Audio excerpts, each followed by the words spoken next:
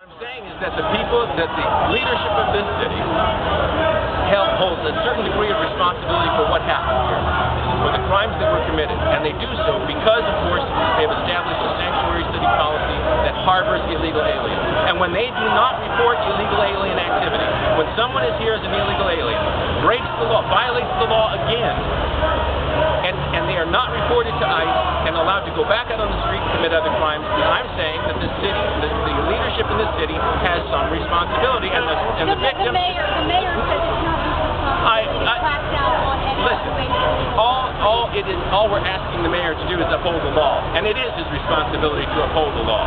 And so I'm telling you that when you don't do it, when you refuse to do it, when someone comes into this country illegally, breaks another law, and is not reported to the authorities at that point in time, and then goes out and does something else, like commits the kind of crime we just saw, then there is culpability here, because they let it happen.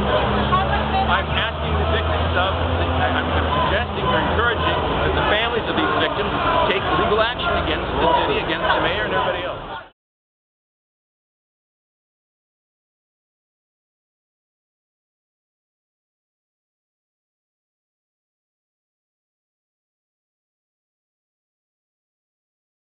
Well, I am suggesting that one of the things that the city does is to enter into a 287G arrangement with the federal government, and trains the police and allows them to participate in this process that you just described.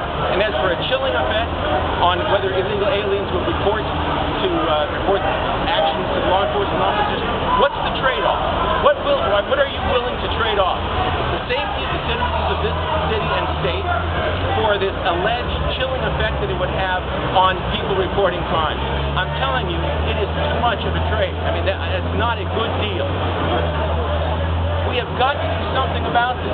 This is not a trivial matter, and this is happening throughout the country. This happens to be one of the most heinous crimes, and it gets the attention of a lot of people. But of course, these things are happening all over the place. Sanctuary cities help promote this kind of activity, and they've got to be stopped.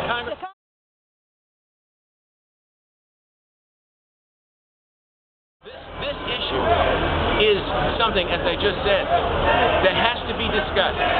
Believe me, I wish we never had to be here. I never, ever want to be discussing a situation like this after events of this nature. It's got nothing to do with political gain. It's got everything to do with that. I have been trying to do this now for many years. You have to understand.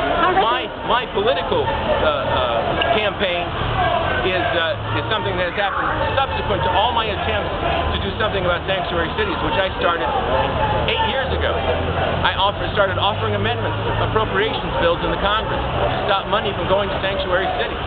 This is not new for me.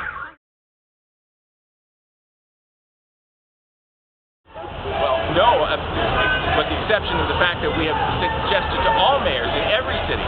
We actually sent letters some time ago to mayors of every sanctuary city telling them that what we thought that we were doing was actually illegal. Their actions were illegal.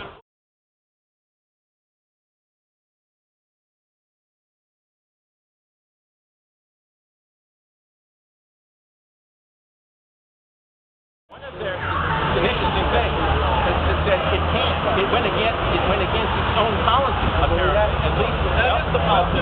Their policy is once someone is arrested, you can go ahead and check immigration on that. So I'm asking, what if the sanctuary city that the liability of this city resulted in the fact that they didn't even follow the policy they have on vaping, because they did not pursue it after they arrested them. It's a mistake, but what is it on this sanctuary city? Sanctuary cities are, of course, a haven for illegal aliens. This is exactly the problem. People come here as a result of the fact that they can feel secure in this process. I think it's a danger to every law-abiding system. But you're not suggesting the police didn't handle this case properly because of the sanctuary city ordinance, are you?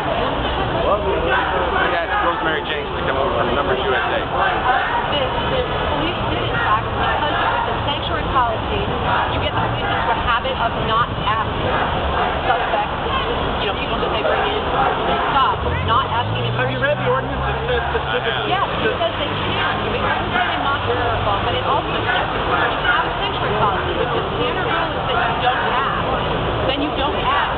And in this case, they didn't ask. They should have. One phone call to the law enforcement support center would have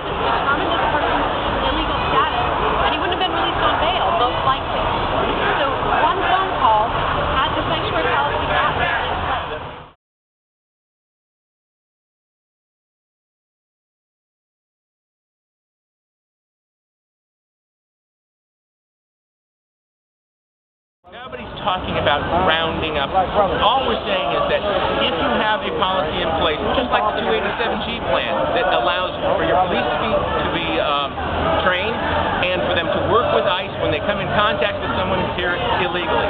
What's so difficult about that? What's so tough about that? Incredible. He should be turned over to ICE immediately. If I'm not mistaken, Mr. Godinez has also been arrested, had been arrested, and actually spent 18 months. I think he was on probation for 18 months. At that point in time, he should have been turned over to ICE. He should be turned over to ICE. They should be custody right now.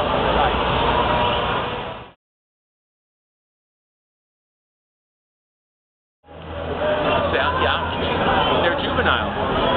Yeah, but The fact is that we're not saying, and I have never said every single person who is here illegally is some heinous criminal, but they have committed a crime. They've come into this country illegally. That's right. Okay? Now, when you do something else, when you're here, when you commit another crime, that's when this is supposed to kick in. The point of my question is, and the people who are responsible for a sanctuary city policy have some culpability.